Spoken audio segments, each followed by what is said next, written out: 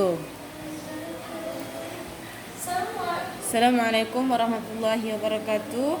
Pada kali ini saya juga akan menjelaskan tentang manajemen data atau hal-hal yang berkaitan dengan manajemen data. Dan sebelum nonton channel ini harap bisa subscribe, komen, dan like ya kawan-kawan untuk menambah nilai dan pengetahuan kita semua. Yang pertama saya akan menjelaskan tentang database. Database merupakan kumpulan data yang saling terkait yang diorganisasi untuk memenuhi kebutuhan serta bisa digunakan oleh lebih dari satu orang dan lebih dari satu aplikasi. Jadi database tersebut bisa digunakan lebih dari satu orang bahkan lebih digunakan dari satu aplikasi. Database biasa disebut sebagai basis data. Basis data merupakan aspek yang sangat penting dalam sistem informasi karena berfungsi sebagai gudang penyimpanan data untuk diolah lebih lanjut. Basis data menjadi penting karena dapat mengorganisasi data, menghindari duplikasi data atau redundansi, dan menghindari hubungan antar data yang tidak jelas dan juga update yang rumit.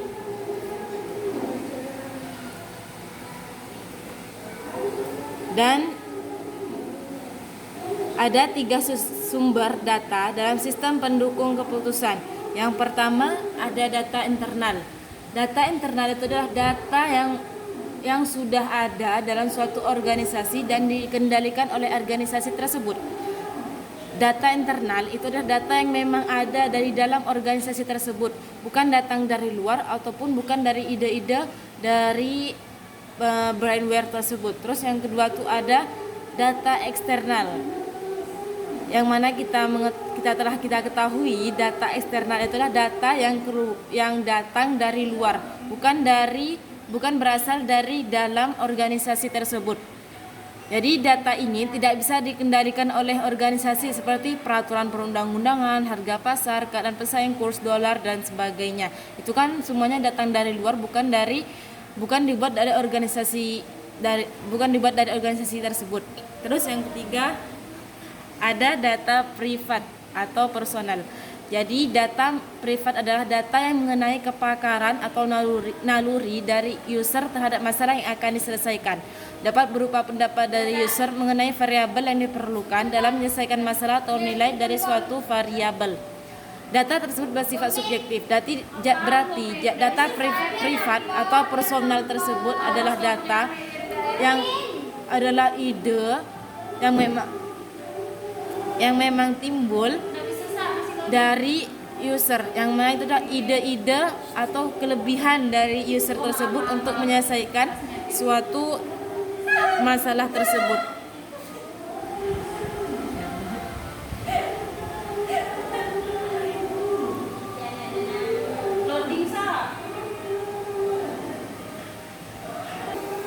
Dah. Dah channel YouTube deh, kita update YouTuber ya.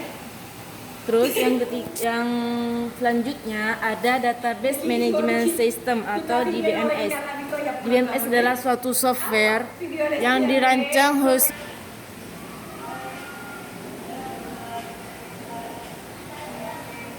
Terus selanjutnya ada Database Management System atau disingkat DBMS. Pengertian dari DBMS sendiri yaitu sistem atau software yang dirancang khusus untuk mengelola suatu database dan menjalankan operasi terhadap data yang diminta oleh banyak pengguna. Jadi DBMS itu adalah tempat pengelolaan suatu database yang dimana di database management system tersebut dirancang sebagaimana indahnya, sebagaimana kreatifnya, sesuai apa yang diminta oleh banyak pengguna. DBMS merupakan perantara bagi pengguna dan database. Agar dapat berinteraksi dengan DBMS, maka pengguna harus memakai bahasa database yang sudah ditentukan, bukan bahasa kita sehari-hari. Akan tapi DBMS itu mempunyai bahasa tersendiri, yang mana database tersebut yang hanya bisa menjalankannya. Terus Ada pertimbangan dalam memilih DBMS terkait dengan aplikasi yang akan dibangun. Jadi kita harus memilih software apa yang akan kita ambil untuk mengelola database tersebut. Misalnya DBMS itu mempunyai software Microsoft SQL Server, Microsoft Access, Oracle, dan sebagainya.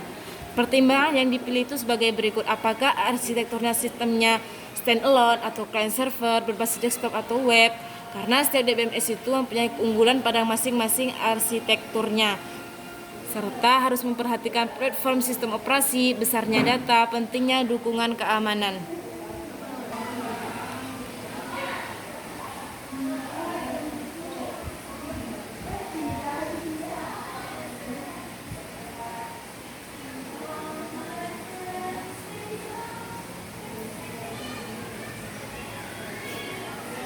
Berikut ini adalah gambar peran DBMS di pengelolaan sistem. Kalian bisa perhatikan diagramnya sendiri.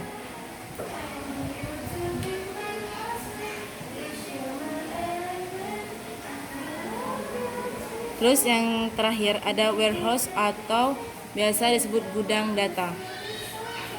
Warehouse adalah sebuah sistem komputer untuk mengarsipkan dan menganalisis data historis suatu organisasi seperti data penjualan, gaji, dan informasi lain dari operasi sehari-hari. Jadi warehouse itu adalah tempat untuk menyimpan data, atau kita bisa menganalisis kembali dari data historis suatu organisasi tersebut. Analoginya misalnya kita menyimpan suatu barang dalam lemari. Maka kita ibaratkan lemari itu adalah warehouse, yang mana kalau misalnya kita membutuhkan barang tersebut, kita